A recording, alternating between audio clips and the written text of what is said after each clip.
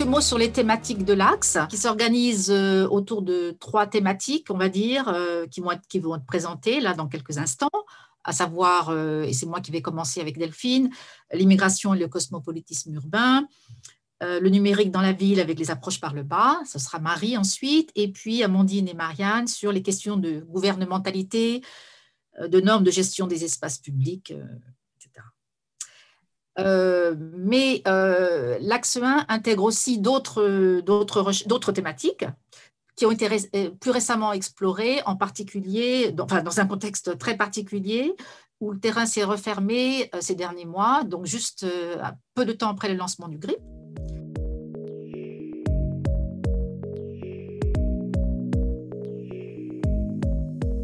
Le choix du cosmopolitisme pour étudier les migrations et les mobilités dans les villes contemporaines. La notion est très chargée, voire controversée, mais il y a eu un tournant empirique dans les années 2000, il y a eu un tournant empirique dans les années 2000-2010 avec des études, des recherches ethnographiques de rencontres cosmopolites, d'identités, de pratiques, de lieux cosmopolites, qui ont amené le géographe David Harvey à parler de ce qu'on appelle hyphenated cosmopolitanism, donc de cosmopolitisme partiel, morcelé, associé à autre chose, ou même de contre-cosmopolitisme. Nous, on part de ces tensions-là, de ces controverses, en fait, pour explorer la diversité urbaine et la place des migrants dans le processus de cosmopolitisation voire de contre-cosmopolitisation. Et en même temps, le livre, il prend un autre tournant, c'est-à-dire le tournant de l'urbain, pour ancrer la discussion. Cela en combinant des études de cas de villes du Nord et de villes du Sud.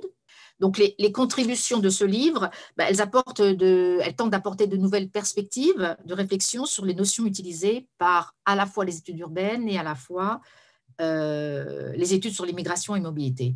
Et elles proposent de théoriser le cosmopolitisme comme une série de tensions. Nous, dans ce livre, on dit que le terme d'urbanité peut être utilisé dans une perspective critique et polycentrique, à partir du moment où la recherche est empirique. Et nous, donc, on observe les tensions complexes entre urbanité et circulation. Et dans ce sens, l'urbanité, elle décrit ce qui se passe entre les configurations spatiales et les pratiques sociales.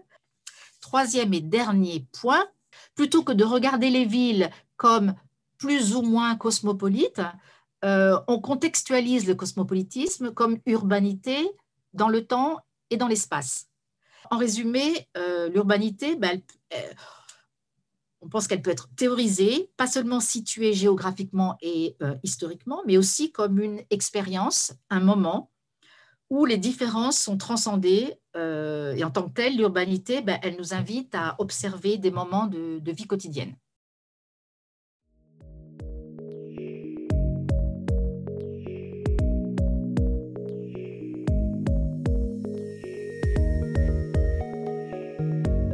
Là, sur ce schéma, en fait, j'essaie de vous montrer, de vous poser le cadre théorique qui est celui de mon HDR que j'ai soutenu hier, donc c'est encore tout à fait frais, pour vous montrer de quel cosmopolitisme est-ce qu'on parle, et de mon travail, en fait, qui est de se situer à l'intersection entre le théorique et l'empirique, donc de travailler Dubaï à travers le cosmopolitisme comme une nouvelle grille de lecture pour percevoir, justement, pour réfléchir à cette urbanité de Dubaï, et le cosmopolitisme est une très bonne entrée, et à l'inverse, comment est-ce que Dubaï, en tant que cas limite, cas extrême, en fait, d'une diversité extrême dans un contexte d'une intégration extrême, permet de repenser le cosmopolitisme.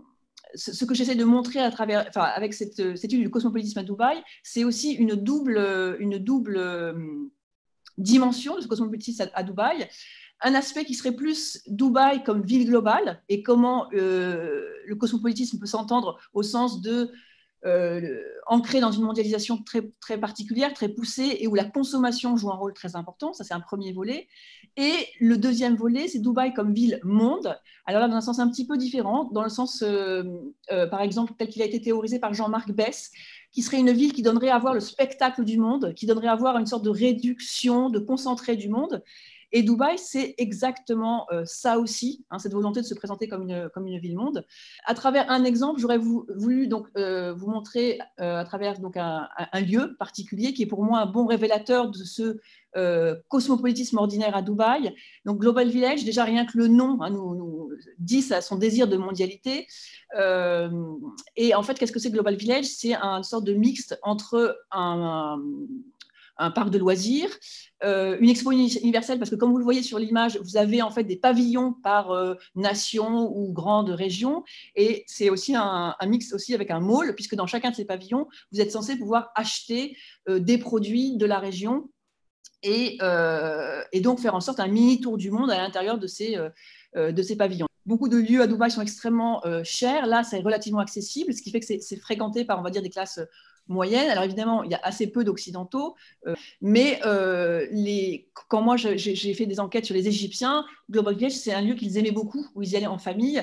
Et c'est vrai que c'est un lieu assez intéressant, notamment aussi pour l'histoire du cosmopolitisme, parce qu'il est perçu comme un espace, justement, un lieu cosmopolite inclusif, comme un des rares lieux où on retrouve à la fois une diversité de la population, où les gens se rencontrent, et où vous avez aussi beaucoup d'Émiriens, alors qu'en général, dans l'espace public de Dubaï, les Émiriens ne sont pas forcément très présents ou ont des lieux spécifiques. Et donc, moi, ce qui m'intéresse, et je vais conclure là-dessus, c'est de travailler sur ces lieux de la globalisation qui sont quand même appropriés par un certain nombre de mondes, et de sortir un peu peut-être de cette image de lieu artificiel, de cette image surplombante, en disant ces lieux ne sont pas intéressants, ce sont des lieux artificiels, ils ne nous disent rien. Donc c'est de voir ce qu'on peut dire de ces lieux ordinaires du cosmopolitisme et de la mondialisation.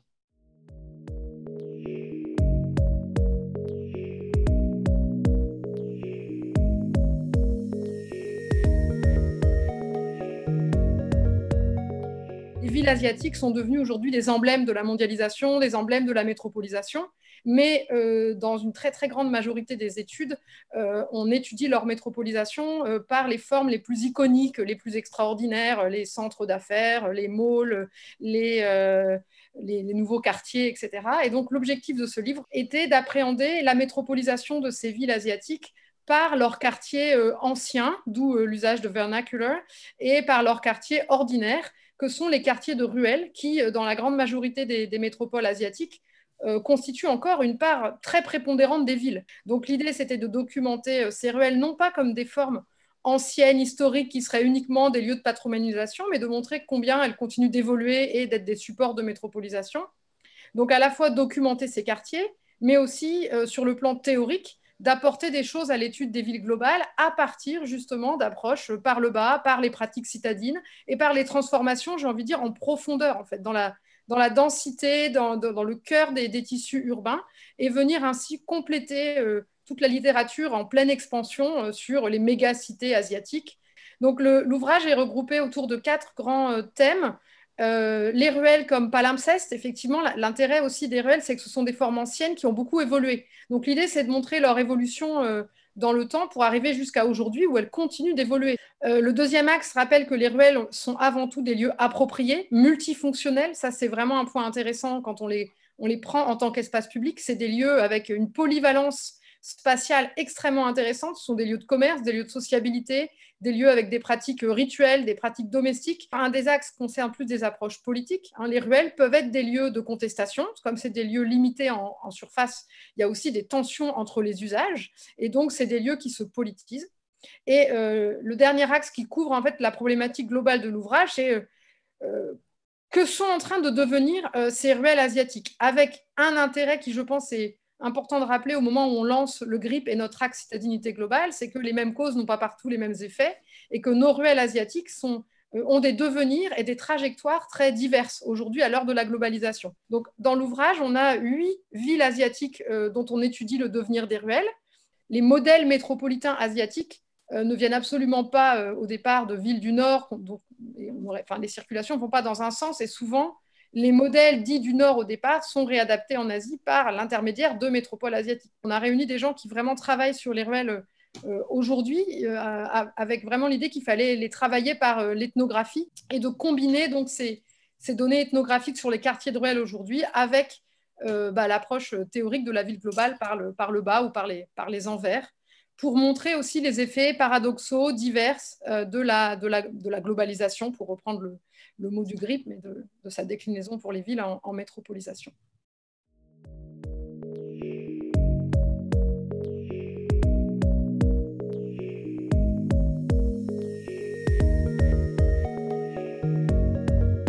À mon tour de prendre la parole pour vous présenter plutôt le résultat d'un travail qui portait sur la question du droit à la ville au Sud, et à partir duquel on espère pouvoir essayer de dégager des perspectives de réflexion pour le GRIP. C'est un petit peu ça qui nous anime.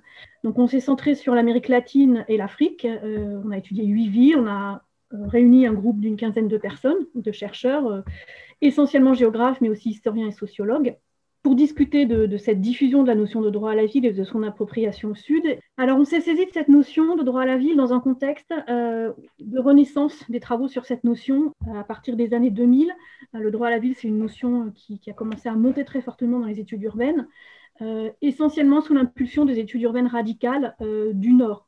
Parallèlement, on a une tradition très ancienne en Amérique latine de lecture et de travail sur les textes d'Henri Lefebvre, et la notion de droit à la ville a percolé très fortement sur ce terrain et a été réactivée au moment de l'arrivée de la Nouvelle Gauche, qui nous a posé question. C'était la polyphonie de cette notion, la diversité des registres et des usages auxquels elle a donné lieu, puisque, vous le savez, c'est à la fois un slogan, un mot d'ordre militant, la notion de droit à la ville, qui permet d'articuler des revendications politiques pour des mouvements sociaux à l'échelle urbaine. C'est un référent de l'action publique dans certains contextes, par exemple au Mexique. Et puis, c'est aussi un concept. Ce qui fait qu'on s'est trouvé tout de suite dans un maelstrom d'enjeux théoriques et politiques. Et puis, le deuxième constat d'emblée, c'est que bien sûr, c'est un concept venu du Nord, si on peut dire, dont la pertinence au Sud, finalement, avait été peu discutée et a été peu discutée. Ça fait partie de ces concepts qui ont percolé assez facilement au Sud.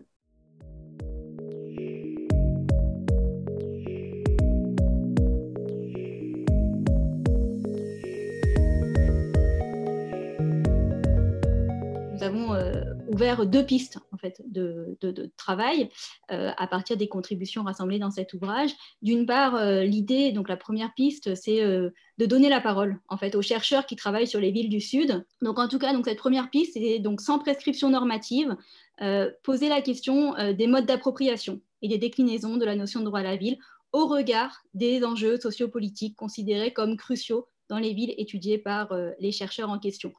C'est-à-dire donc le droit à la ville permet en fait de récupérer, de questionner les problématiques urbaines qui sont au cœur des discussions théoriques dans différents cadres académiques. Dans une deuxième direction, une deuxième piste que l'on a ouvert et qu'on essaye en fait de continuer à travailler, je crois, c'est dans une perspective critique, questionner en fait la dimension politique des pratiques citadines affectés par l'octroi ou la privation de droits ou luttant pour leur reconnaissance. En reprenant notamment le travail de sociologues qui ont proposé de réfléchir aux formes de conscientisation politique en ville en tordant un peu l'idée de droit à la ville en parlant du droit à travers la ville. Donc, la piste en fait, que l'on voudrait soumettre à la discussion et que l'on voudrait essayer de décliner ou en tout cas de travailler dans le cadre du GRIP, c'est renouveler un peu l'étude des dynamiques sociales et politiques de l'urbain en essayant de voir comment les pratiques sociales et spatiales des citadins peuvent être saisies dans leur relation à l'exercice du pouvoir en ville en tant que pratique gouvernée. Donc on a proposé cette formule du droit à la ville de fait, mais on n'y est pas si accroché que ça, c'est juste une proposition pour dire, c'est pas le fait, c'est pas que de fait il y a un droit à la ville ou il n'y a pas, c'est justement pas cette vision dichotomique ou normative de dire qui a le droit, qui est exclu à la ville, mais c'est plutôt donc cette idée de travailler les dynamiques de métropolisation par le bas à travers des pratiques sociales et spatiales qui contribuent donc à ce droit et surtout aux demandes en fait qui sont faites de droit. À ces demandes de droit. Donc, pour dire les choses autrement, comment les expériences urbaines transforment la conception que les citadins se font de leur place en ville, ainsi que les capacités d'acceptation ou de résistance à être gouvernés par des régimes de droit.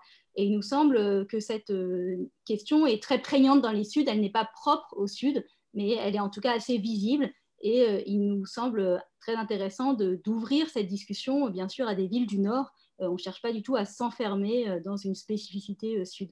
Donc, pour conclure, en fait, pour nous, ces dynamiques d'octroi de droits, de privation de droits, nous permettent d'enclencher une réflexion sur la gouvernabilité des citadins, la gouvernabilité de l'informel, qui est donc très visible dans les terrains du Sud, mais encore une fois, c'est aussi vrai pour les villes du Nord, et voilà, on aimerait vraiment avoir une discussion transversale, ne pas en faire une spécificité développementale, si je veux dire les choses autrement. Ça nous semble intéressant de questionner du coup cette condition urbaine devenue globale. Est-ce que c'est au sens de problèmes partagés, un ensemble de processus communs, et qu'on pourrait donc interroger dans le cadre du GRIP. Voilà.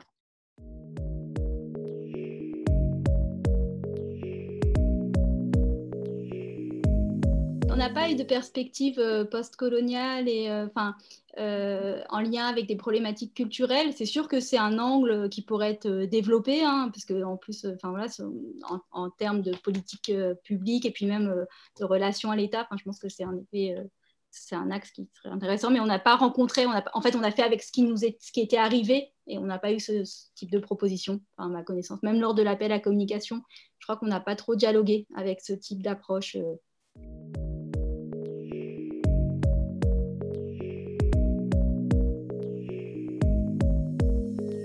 Ça dépend des villes, à nouveau, effectivement. En fait, les gouvernements, dans tous les cas, effectivement, vont souvent associer ruelle avec précarité, vétusteté, l'idée qu'on ne va pas le mettre en valeur. Donc, c'est vrai que si on prend Pékin aujourd'hui, par exemple, les gens qui restent dans les ruelles sont plutôt des populations un peu défavorisées et qu'on veut faire disparaître visuellement, ainsi que le mode de vie qui l'accompagne. Mais c'est loin d'être le cas dans l'ensemble des villes. À Séoul et Tokyo, par exemple, au contraire, c'est devenu très hype, très branché en fait, de vivre dans une ruelle. C'est un peu ce qu'essaye de montrer l'ouvrage. Il n'y a pas de réponse simple. Le rapport des autorités vis-à-vis de ces quartiers anciens diffère d'un pays à l'autre, voire d'une ville à l'autre, et la manière dont les populations se l'approprient également.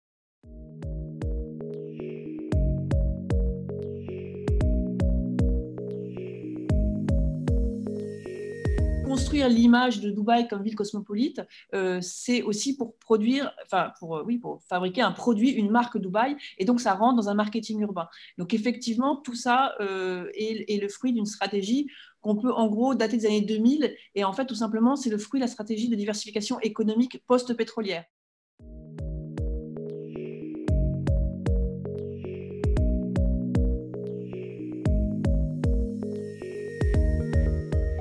On a en partage ces approches par le bas qui apparemment sont audibles puisque Florence les a bien entendues, donc c'est bien, ça marche. Voilà, donc maintenant, dans le cadre du GRIP, pour moi, ce serait un petit peu ça, d'essayer de comprendre comment une perspective globale permet de renouveler ou pas la discussion sur la citadinité. Et puis, vous avez entendu, pour moi et pour Amandine, je pense aussi, c'est la dimension politique qui compte beaucoup, qui nous intéresse beaucoup. Voilà.